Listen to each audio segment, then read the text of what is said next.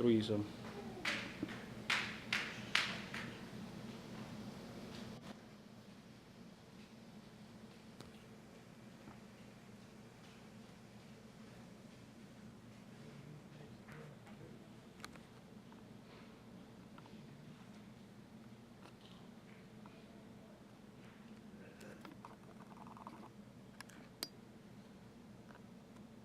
Hello everyone.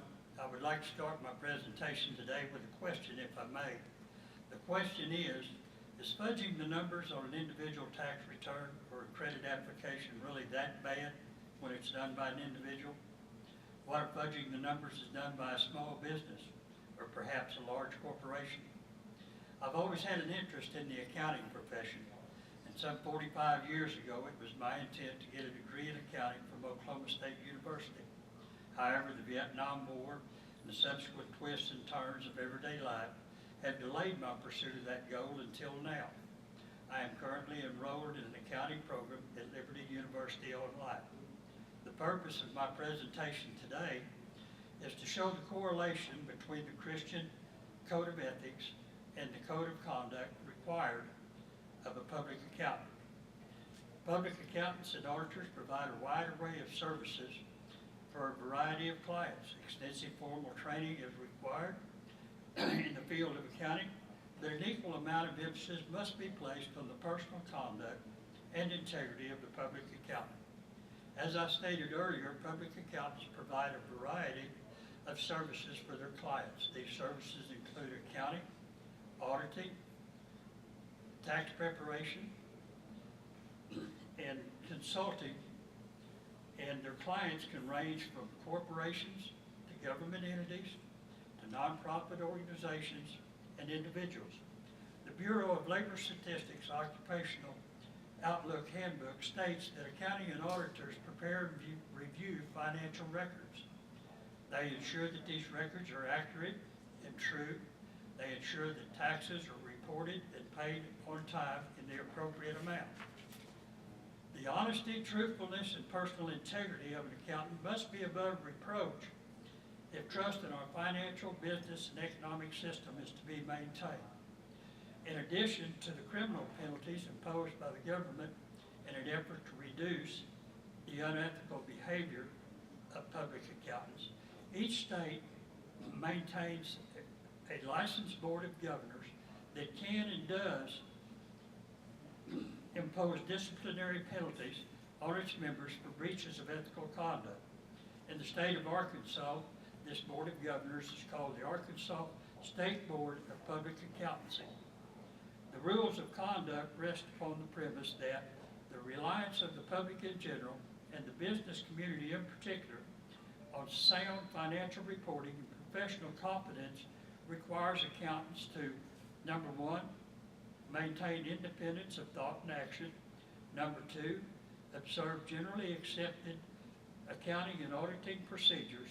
And number three, maintain the highest standard of personal conduct.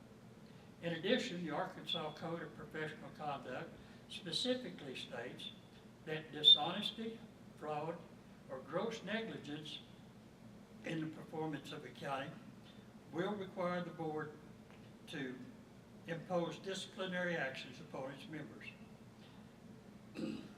It seems to me that at least in this area, secular society is in full agreement with God's code of moral conduct for the Christian. Without a reasonable assurance of the universal ethical standard of conduct for the individual and institutions, our financial, business, and economic system, and I dare say society in general, is doomed to collapse. In preparation for this presentation, I interviewed my friend, Mr. Jeffrey Earhart, who is a graduate of the University of Arkansas with a master's degree in accounting. Mr. Earhart is also a licensed certified public accountant. During the interview, Mr. Earhart acknowledged the importance of 5 skills that must be practiced by someone in the accounting field. These skills are analytical skills, communication skills, math skills, organizational skills, and the importance of being detail-oriented.